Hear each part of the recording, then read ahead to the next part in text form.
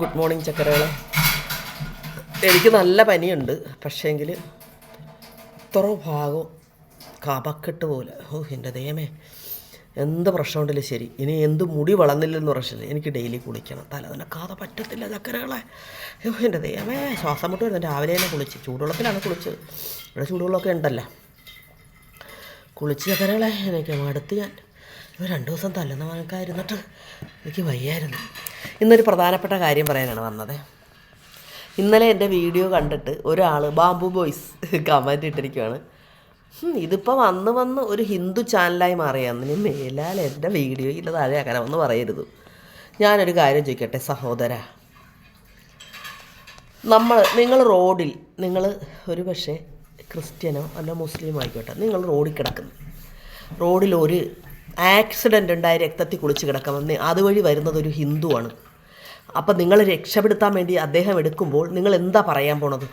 എന്നെ എടുക്കണ്ട, ക്രിസ്ത്യാനി വരട്ടെ അല്ലെ മുസ്ലിം വരട്ടെ, അവരവരുടെ കാസ്റ്റിലുള്ളവർ വരട്ടെ, എൻ്റെ ജാതിയിൽപ്പെട്ട ആൾ വരട്ടെ, എന്നെ നിങ്ങൾ രക്ഷിക്കേണ്ടത് നിങ്ങൾ പറയുമോ?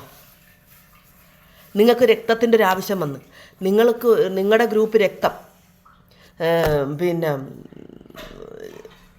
ഉള്ളത് ഹിന്ദുവിനാണുണ്ടെങ്കിൽ അത് നിങ്ങൾ കയറ്റത്തില്ലേ? വേണ്ടെന്ന് പറയുമോ നിങ്ങളുടെ ജീവൻ രക്ഷിക്കാൻ? അതുകൊണ്ട് ഇങ്ങനത്തെ വിവരം ബോധമില്ലാത്ത വർത്തമാനങ്ങൾ പറയരുത് കേട്ടോ. ആവശ്യമില്ലാത്ത സ്പർദ്ധ ഉണ്ടാക്കരുത് മനുഷ്യരുടെ മനസ്സിൽ. എൻ്റെ ചാനൽ എല്ലാ മതങ്ങളെയും ആഹ്വാനം ചെയ്യുന്ന, ബഹുമാനിക്കുന്ന, അംഗീകരിക്കുന്ന ചാനലാണ്. ഞാൻ അങ്ങനത്തെ സ്ത്രീയാണ്. എനിക്ക് എല്ലാവരും വേണം, എല്ലാവരും. നമ്മൾ പ്രത്യേകിച്ച് ഭാരതീയർ നാനാത്വത്തിലേകത്വം പോലെ നാനാവർണ്ണങ്ങളിലുള്ള ആളുകൾ ഒരുമയായി നിൽക്കുന്ന ഒരു രാജ്യത്താണ് നമ്മൾ ജീവിക്കുന്നത്. എന്ത് സ്വാതന്ത്ര്യമുള്ളൊരു രാജ്യം ഇവിടെയൊക്കെ. ഇപ്പം തന്നെ നിങ്ങളൊരു കാര്യം ഒന്ന് ചിന്തിച്ച് നോക്ക്. അബുദാബി എന്ന് പറയുന്ന സ്ഥലത്ത്, ദുബായ് പൊതുവെ ക്ഷേത്രമൊക്കെ ഉണ്ട്, ക്ഷേത്രാരാധനയൊക്കെ അവർ അംഗീകരിച്ചിട്ടുണ്ട്. അബുദാബി എന്നുള്ള ഏകദൈവത്തെ വിശ്വസിക്കുന്ന മുസ്ലിം രാജ്യമാണ് എന്ന് ആലോചിച്ചോണം. ഇവിടെ അമ്പലം പണിത് കൊടുത്ത് ഹിന്ദുക്കളുടെ ആരാധനയ്ക്ക് വേണ്ടിയിട്ട്. അപ്പം അവർക്ക് വല്ല വിഷചിന്തയും ഉണ്ടോ? അവർ മനുഷ്യൻ്റെ സ്നേഹത്തിന് ആണ് അവർ മൂല്യവും വിലയും കൽപ്പിക്കുന്നത്, മതത്തിനല്ല. അങ്ങനെ വിചാരിച്ചു കഴിഞ്ഞാൽ ഇവിടെ ഒരൊറ്റ അന്യ ആൾക്കാരെ അവർ ജോലിക്കെടുക്കുമോ? ജാതി സ്പർദ്ധയൊക്കെ വിചാരിച്ചു കഴിഞ്ഞാൽ ഇങ്ങനത്തെ ഇടുങ്ങിയ ചിന്താഗതി മാറ്റുക. എൻ്റെ വീഡിയോ കാണുന്ന എല്ലാവരും മതസ്പർദ്ധയില്ലാത്ത മനുഷ്യസ്നേഹികളായിട്ടുള്ള ആൾക്കാരാണ്. അവരുടെ ഉള്ളിലേക്ക് മതം കയറ്റണ്ട കേട്ടോ. എല്ലാവരും, ഞാൻ മാതാവിനെ പറ്റി പറയാറുണ്ട്, അള്ളാഹുവിനെ പറ്റി പറയാറുണ്ട്, യേശുവിനെ പറ്റി പറയാറുണ്ട്, കൃഷ്ണനെ പറ്റി പറയാറുണ്ട്. എല്ലാ മതത്തെക്കുറിച്ച് ഞാൻ ആധികാരികമായി സംസാരിക്കുന്നുണ്ട്. ഞാൻ പറഞ്ഞല്ലോ, എല്ലാ മതങ്ങളും മനുഷ്യൻ്റെ നന്മയ്ക്കുള്ളതാണ്. അതിലെ നല്ല മൂല്യം, നമുക്ക് ഗുണപ്രദമായ മൂല്യങ്ങളായ കാര്യങ്ങളെല്ലാം നമ്മൾ പകർത്തിയാൽ ജീവിതത്തിൽ നമുക്ക് വിജയം മാത്രമേ ഉണ്ടാകത്തുള്ളൂ കേട്ടോ. എന്താണ് മതമെന്ന് ആദ്യം പഠിക്കുക. മനുഷ്യ നന്മയ്ക്കുള്ളത് തന്നെയാണ് മതം. അതിൽ വിഷം കലർത്താതിരിക്കുക. ഇപ്പം ഞാൻ ഹിന്ദുവായി ജനിച്ചത് എൻ്റെ കുറ്റമാണ്, ബോബൻ ക്രിസ്ത്യനായി ജനിച്ചത് ബോബൻ്റെ കുറ്റമാണ്. ഇപ്പം ഞങ്ങൾ ബോബൻ ക്രിസ്ത്യനും ഞാൻ ഹിന്ദുവും, എൻ്റെ മതത്തിൽ നിന്നുകൊണ്ട് അദ്ദേഹത്തിൻ്റെ ഭാര്യയെ അദ്ദേഹം എന്നെ സ്വീകരിക്കുകയും എൻ്റെ സ്വാതന്ത്ര്യത്തിന് ഞാൻ എൻ്റെ മതവിശ്വാസത്തിലാണ് പുലർന്നു പോകുന്നത്. അദ്ദേഹത്തിന് യാതൊരു പ്രശ്നവുമില്ല. എന്നാൽ അദ്ദേഹം ക്രിസ്ത്യൻ വിശ്വാസത്തിൽ തന്നെയാണ് മുറുകെ പിടിച്ച് രാവിലെ എഴുന്നേൽക്കുമ്പോൾ ബൈബിൾ വായിക്കുന്നു, വൈകുന്നേരം ബൈബിൾ വായിക്കുന്നു, 3 മണിക്ക് എഴുന്നേൽക്കുമ്പോൾ ബൈബിൾ വായിക്കുന്നു, നല്ല പ്രാർത്ഥനയുണ്ട്. പിന്നെ അതൊക്കെ അദ്ദേഹത്തിൻ്റെ മതത്തിൽ അദ്ദേഹം പ്രാർത്ഥിക്കുന്നു. അദ്ദേഹം ഒരിക്കലും ഗുരുവായൂരപ്പനെ പ്രാർത്ഥിക്കാറില്ല. പക്ഷേ എൻ്റെ പ്രാർത്ഥനകളെ അദ്ദേഹം ഒരിക്കലും തിരസ്കരിക്കാറുമില്ല, നിഷേധിക്കാറില്ല. അതിനെ ബഹുമാനിക്കുകയും അംഗീകരിക്കുകയാണ് തരുന്നത്. അതാണ് സ്നേഹം എന്ന് പറഞ്ഞാലും നമ്മൾ ഭാരതീയർക്ക് വേണ്ട ഏറ്റവും വലിയ അത്യന്താപേക്ഷിതമായി വേണ്ട ഒരു കാര്യം അതാണ്. എല്ലാ മതങ്ങളുടെയും സമന്വയമാണ് നമ്മുടെ രാജ്യം. നിങ്ങളിങ്ങനെ ചിന്തിക്കരുത് കേട്ടോ. ഇതൊക്കെ വെറും മോശം ചെയ്താൽ ഇത്ര നല്ലൊരു ചാനലിനകത്ത് കമൻ്റ് ഇട്ട് ഞാനത് ഡിലീറ്റ് ചെയ്ത് കളഞ്ഞു. എനിക്കിഷ്ടമല്ല അങ്ങനത്തെ വിഷലിപ്തമായ വാക്കുകൾ. എൻ്റെ മഹാലക്ഷ്മികളെ പോലെ നല്ല സ്ത്രീകളാണ് കൂടുതലും എൻ്റെ വീഡിയോ കാണുന്നത്. അവരുടെ ഉള്ളിലേക്ക് വിഷം കുത്തിവെക്കരുത്, ദയവായി ഉപദ്രവിക്കരുത്. ഞങ്ങൾ ജീവിച്ചു പോയിക്കോട്ടെ. എനിക്ക് കിടന്നുറങ്ങുമ്പോഴല്ല ആ ചിന്തയായിരുന്നു. എനിക്കിഷ്ടമല്ല അങ്ങനെയൊക്കെ ചിന്തിക്കുന്നത്. ഭാവി ആ AC ഒന്ന് ഇടും ഭാവി, ചൂടെടുക്കുന്നു. എൻ്റെ വന്നതേമ ഞാൻ ഗുളികയൊക്കെ കഴിച്ചിരിക്കുക. എനിക്കപ്പോൾ രാവിലെ തന്നെ ഇത് പറയണമെന്ന് ഓർത്ത് ചക്കരകളെ. ഞാൻ വേറൊരു അനുഭവം പറയാമേ, ഒരു കൃഷ്ണാനുഭവം പറയാം. ഒരു പ്രാവശ്യം എൻ്റെ മോളെ കൊണ്ട് ഇതേപോലെ ഹോസ്പിറ്റലിൽ കിടക്കുമ്പോൾ മെയിനായിട്ട് സർജറിക്ക് കിടക്കുകയാണ്. അപ്പോൾ അന്ന് അവിടെ കുറച്ച് പൈസ കിട്ടണം, പൈസ കയ്യിലില്ല. എൻ്റെ ദൈവമേ, ഞാൻ ആരോടൊക്കെ ചോദിച്ചിട്ടും ഒരു വിധത്തിലും പൈസ ഇല്ല. ഞാൻ വിഷമിച്ച് കളർന്ന് ദൈവം എന്ത് ചെയ്യും, ഹോസ്പിറ്റലുകാരുടെ വിരലെ നിർത്തിയിരിക്കും, എന്ത് ചെയ്യും, എവിടെ നിന്ന് ഒപ്പിക്കും, എന്ത് ചെയ്യും, ഇങ്ങനെ ചിന്തിച്ചുകൊണ്ടിരിക്കുന്ന സമയത്ത് എൻ്റെ ഒരു കൂട്ടുകാരി എന്നോട് വിളിച്ചിട്ട് പറഞ്ഞു, എടി എനിക്ക് കുറച്ച് പൈസ ഒന്ന് അക്കൗണ്ടിൽ ഇട്ട് തരുക എന്ന് പറഞ്ഞു. ഞാൻ പറഞ്ഞു എപ്പോൾ ഇട്ട് തരണം, പിന്നെ അത് വ്യാഴാഴ്ച കയറേണ്ട പൈസയുടെ അയൽക്കൂട്ടത്തിൻ്റെ പൈസയാണ്, ഇത് 60,000 രൂപ കൊണ്ടുണ്ട്, എനിക്ക് ഇതൊന്ന് ഇട്ട് തരുമെന്ന് ചോദിച്ചു. ബാങ്കിൽ പോയി അവർക്ക് റെസിപ്റ്റ് ഒന്നും എഴുതാൻ അറിയത്തില്ല. വ്യാഴാഴ്ച നമ്മൾ ഒരാഴ്ച കഴിഞ്ഞിട്ട് ഇട്ടാൽ മതി, അത്ര ദിവസം എൻ്റെ കയ്യിലിരിക്കും പൈസ. ഞാൻ എൻ്റെ ദൈവമേ, ഞാൻ കഠിനമായി കാരണം അതാണ് നമ്മുടെ സമയം ഞാൻ അപ്പം എത്ര പേരോട് ചോദിച്ചാൽ ഒരു മനുഷ്യൻ സഹായിക്കാൻ, കാരണം നമുക്ക് തരത്തില്ല. പക്ഷേ ഇതിൽ അതായത് അയൽക്കൂട്ടം പോലത്തെ ഇതിൻ്റെ പൈസയാണ്. അപ്പം അവർക്ക് അത് ബാങ്കിൽ റെസിപ്റ്റ് എഴുതാൻ പുള്ളിക്കാരിക്ക് അറിയാൻ പറ്റും. പുള്ളിക്കാരുടെ കൊച്ചാണ് എപ്പോഴും പോയി ഇടുന്നത്. അപ്പോൾ കൊച്ചൊന്നില്ലാത്തതുകൊണ്ട് എൻ്റെ കയ്യിൽ ഈ പൈസ വിളിച്ച് തന്നൊന്ന് ഇട്ടതാടിയെന്ന് പറഞ്ഞുകൊണ്ട്. അപ്പോൾ ഞാൻ പറഞ്ഞത് ഇന്ന് കയറേണ്ട പൈസയാണ്, ഇത് നെക്സ്റ്റ് വ്യാഴാഴ്ച കയറേണ്ടതാണെന്ന് പറഞ്ഞ്. അയ്യോ, അപ്പോൾ ഒരിക്കൽ ഒരാഴ്ചയുണ്ട്. അപ്പോൾ ചെക്ക് കൊടുക്കും ഇവർ, അടുത്ത ആൾക്ക് ലോണാണ് ഈ അയൽക്കൂട്ടത്തിൻ്റെ. ഞാൻ അയൽക്കൂട്ടത്തിലൊന്നും ഇല്ല, പക്ഷേ അവൾക്ക് ആ ബാങ്കിലിടാൻ വേണ്ടി അവൾ എന്നെ എടുത്തൊരു സഹായം ചോദിച്ച്. എല്ലാ ചക്കരകളെ ഞാൻ അനുഭവിച്ചൊരു 60 ലക്ഷം കിട്ടിയാണ് 60,000 രൂപ അന്ന് എനിക്ക് അന്ന് 2-3 ദിവസം കഴിഞ്ഞ് എനിക്ക് പൈസ കിട്ടി. അപ്പം ഞാൻ ഈ പൈസ കൊടുത്തു. പക്ഷേങ്കിൽ ആ സമയങ്ങളിലൊക്കെ ദൈവത്തമ്പുരാൻ്റെ ഒരു അനുഗ്രഹമേ, ചുമ്മാ ഇരുന്നോട് ഒരിക്കലും പ്രതീക്ഷിക്കാത്തൊരു സഹായമാണ് എനിക്ക് ആ കിട്ടിയത്. അതുപോലെ വേറൊരു കാര്യം പറയാവേ, ബോബൻ വേറെ ഒരു മാതാവിൻ്റെ ഒരു കാര്യം പറയാവേ. നമ്മൾ ഓരോരോ സമയം ഞങ്ങൾ മാതാവിനെ മുട്ടിപ്പായിട്ട് പ്രാർത്ഥിക്കുമ്പോൾ ബോബന് ജോലി നഷ്ടപ്പെട്ടിരിക്കുന്ന സമയമാണ്. ജോലി കൊറോണ മൂലം നഷ്ടപ്പെട്ട് ഞങ്ങളൊരു ജോലിക്ക് വേണ്ടി മുട്ടിപ്പോയിട്ട് ഇതുപോലെ പ്രാർത്ഥിച്ചുകൊണ്ടിരിക്കുകയാണ്. ഞങ്ങൾ വെളുപ്പിനെയൊക്കെ പ്രാർത്ഥനയുണ്ട് കേട്ടോ. അപ്പം ഞാൻ വെളുപ്പിനെ എല്ലാവരെയും സജസ്റ്റ് ചെയ്തിട്ടില്ല പ്രാർത്ഥിക്കാൻ. നമുക്കൊരു അത്രക്ക് വലിയൊരു കാര്യം നടത്തണമെങ്കിൽ മാത്രമേ വെളുപ്പിനെ പ്രാർത്ഥിക്കാനേ പറയത്തുള്ളൂ, അല്ലാതെ ഈ ശാരീരിക ആരോഗ്യമൊക്കെ നോക്കണമല്ലോ എല്ലാവരുടെയും. അപ്പോൾ ഞാൻ ബോബന് ഈ ജോലി കൊറോണ മൂലം ജോലി നഷ്ടപ്പെട്ട് ഞങ്ങൾ ഭയങ്കര ബിസിനസ്സൊക്കെ നടത്തിയിട്ട് അതെല്ലാം പൊട്ടി തകർന്നു പോയല്ലോ. അപ്പം ഞങ്ങൾ കൊറോണ സമയമല്ലേ, ഒരു മനുഷ്യ കട പോലും തുറക്കാതെ, മനുഷ്യൻ പുറത്തിറങ്ങാതെ, പണിയില്ലാത്ത സമയത്ത് കൊണ്ടുപോയി ഹോട്ടലും മീൻ കടയൊക്കെ ഇട്ടെന്ന് ഞാൻ പറഞ്ഞില്ല. അതൊക്കെ പൊട്ടി തകർന്ന പോലീസായി ഞങ്ങളിങ്ങനെ വീട്ടിലിരിക്കുന്ന സമയത്ത് ഞാനും ബോബനും മുട്ടിപ്പോയിട്ട് പറഞ്ഞു ഒരു ജോലി കിട്ടണേന്ന്. സത്യമായിട്ടും അന്ന് ലിസി ഹോസ്പിറ്റൽ ബോബൻ്റെ അനിയന, അവർ റിലേഷൻസൊക്കെ അവിടെ ഡോക്ടേഴ്സൊക്കെ. അപ്പോൾ അവിടെ ഒരു അഡ്മിനിസ്ട്രേറ്റർ വേണം, ജോയിൻ്റ് അഡ്മിനിസ്ട്രേറ്റർ വേണമെന്ന് പറഞ്ഞിട്ട്, പിന്നെ അതായത് നേരത്തെ കാലയെക്കുട്ടി ഒരു ഇൻ്റർവ്യൂ അല്ലെ നമ്മളവിടെ ഒരു ജോലിക്കൊരു അപേക്ഷ വയ്ക്കുകയോ ഒന്നും ചെയ്തിട്ടില്ല. ജോലിക്ക് അന്വേഷിച്ച് പോവുകയോ ഒരു ഇൻ്റർവ്യൂ ഒന്നുമില്ല. ബോബന് നേരെ ജോലിക്ക് കയറാനാണ് പറയുന്നത്. അതൊക്കെ അന്നേരം ഞങ്ങൾ വീളാങ്കണ്ണി മാതാവിൻ്റെ അടുത്ത് പോകാൻ പറഞ്ഞായിരുന്നു. ഞാൻ അവിടെ വന്നേക്കാവേ മാതാവേ, ഞാനൊരു അന്നദാനത്തിന് അവിടെ ഭക്ഷണം കൊടുക്കുന്നതിനൊക്കെ നമ്മൾക്ക് പൈസ കൊടുക്കാം. അപ്പോൾ അന്നദാനം ഉണ്ടെന്ന് തോന്നുന്നു അവിടെ. അങ്ങനെ എന്തോ ബോബൻ അവിടെയൊക്കെ നേർന്നിട്ടുണ്ടായിരുന്നു. കോതമംഗലം പള്ളിയിൽ നേർന്നിട്ടുണ്ട്. ബാവേ നമ്മുടെ ഒരു പള്ളിയുണ്ട്, ബാവയുടെ പള്ളി എന്ന് പറയും. അവിടെയൊക്കെ ബോബൻ പറഞ്ഞാൽ എനിക്ക് എത്ര നല്ലൊരു മനോഹരമായ ബോബൻ്റെ അനുസരിച്ചുള്ള, ബോബൻ്റെ വിദ്യാഭ്യാസം അനുസരിച്ചും ബോബൻ്റെ എക്സ്പീരിയൻസ് അനുസരിച്ചുള്ളൊരു ജോലി കിട്ടണ്ടേ. ഞാനിങ്ങനെ ഇങ്ങനെ വിഷമിച്ച് മുന്നോട്ട് പോയിക്കൊണ്ടിരിക്കുന്ന സമയത്ത് ബോബനങ്ങ് ക്ഷീണിച്ച് നിരാശ വന്നു. ബോബന് ഗൾഫിലും പോകാൻ പറ്റുന്നില്ല, എന്ത് ചെയ്യുമെന്ന് ഓർത്ത്. പ്രാർത്ഥന കൊണ്ട് തന്നെയാണ് കേട്ടോ ലിസി ഹോസ്പിറ്റലിൽ ജോലി കിട്ടിയത്. നമുക്ക് എത്ര നല്ല ഉപകാരമെന്ന് പറയാം ആ സമയത്ത് ജോലി കിട്ടിയത്. അങ്ങനെയൊക്കെ നമ്മൾ നിരന്തരമായി പ്രാർത്ഥിക്കുക, സൽക്കർമ്മം ചെയ്യുക, നല്ലത് ചെയ്യുകയൊക്കെ ചെയ്താൽ തീർച്ചയായിട്ടും ദൈവം നമ്മളെ അനുഗ്രഹിക്കും ചക്കരകളെ. ഇത്ര ഇത് പറയണമെന്ന് എനിക്ക് തോന്നി.